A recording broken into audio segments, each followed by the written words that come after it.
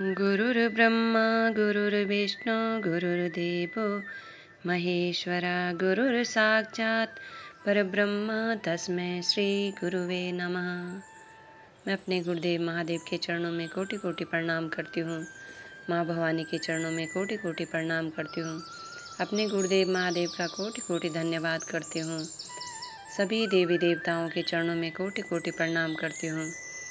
तीन सूत्र के दाता भ्राता श्री हरेंद्र नंद भैया के चरणों में कोटि कोटि प्रणाम करती हूँ और उनका कोटि कोटि धन्यवाद करती हूँ, जिन्होंने हमें गुरु के तीन सूत्र देकर शिव शिष्यता का मार्ग दिखाया। सभी गुरु भाई बहनों के चरणों में कोटि कोटि प्रणाम करती हूँ। सभी का बहुत बहुत धन्यवाद करती हूँ। नमः शिवाय, नमः शिवाय, नमः शिवाय।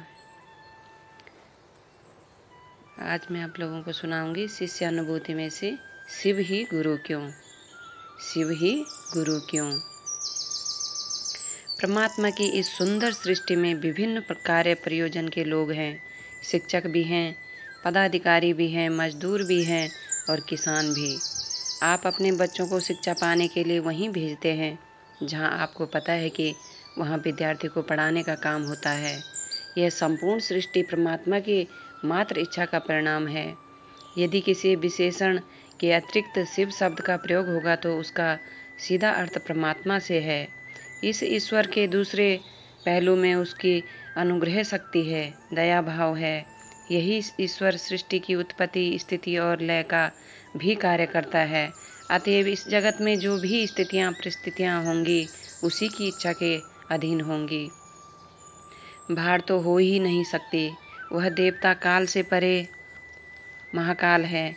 सिखों में इसी को अकाल तख्त कहा जाता है, अर्थात जो अकाल हो, जहाँ काल का लागू नहीं होता हो, जहाँ काल लागू नहीं होता हो।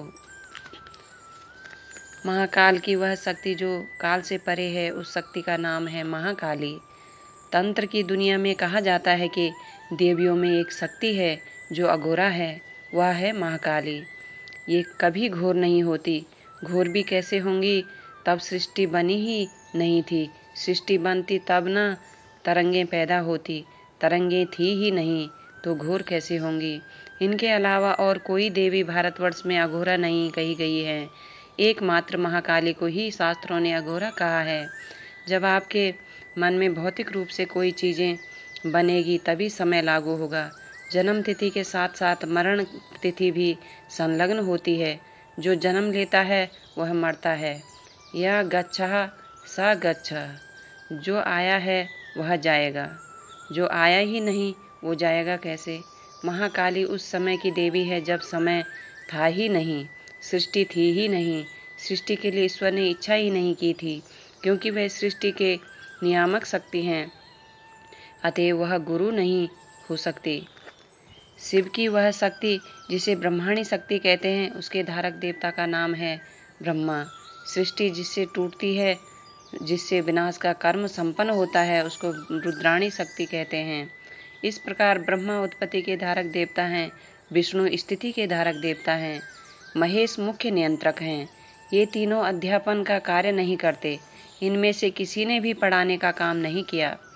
पौराणिक देवता राम के ऊपर मूल रूप से दो ही प्रमाणिक ग्रंथ हैं, एक वाल्मीकि रामायण और दूसरा तुलसीकृत रामचरितमानस। आप यदि इनका अध्ययन करेंगे तो पाएंगे कि श्री राम स्पष्ट रूप से कह रहे हैं कि मैं सज्जनों की पीड़ा हरने और दुष्टों के विनाश के लिए आया हूँ। हरऊँ सज्जन पीड़ा। कहीं पर भी राम ने यह नहीं कहा है कि वे लोगों को शिक्षित करने का दायित्व वहन करेंगे। वे कह रहे हैं कि खल बदमाशों को मैं बार बार आकर दंड दूंगा।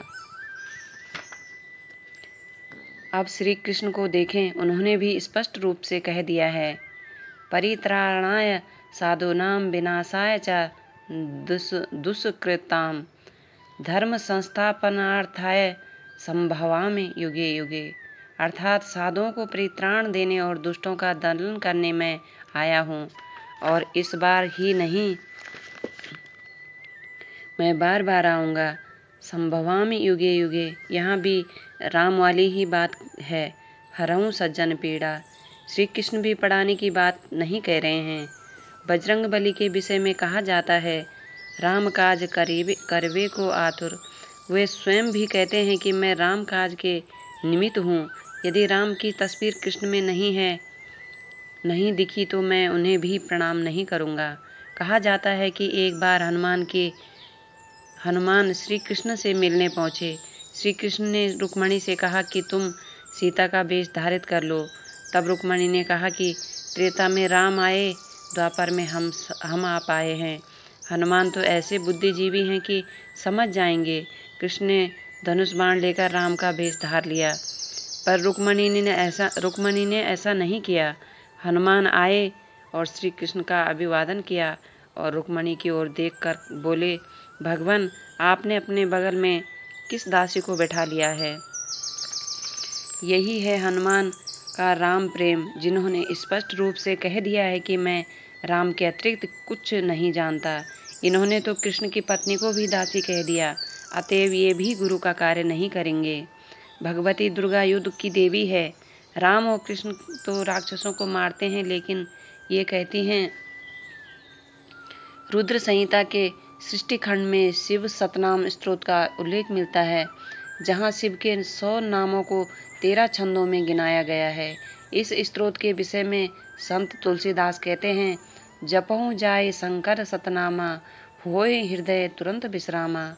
अर्थात जो शंकर सतनाम स्तोत्र का पाठ करते हैं, उनका विचलित मन तुरंत शांत हो जाता है।